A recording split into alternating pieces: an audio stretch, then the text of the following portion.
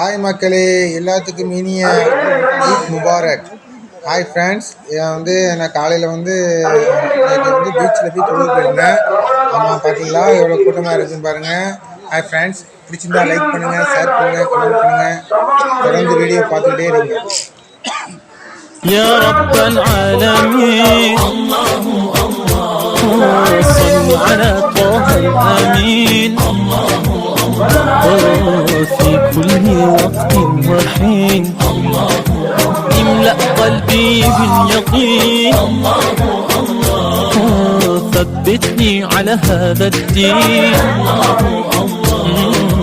واغفر لي والمسلمين.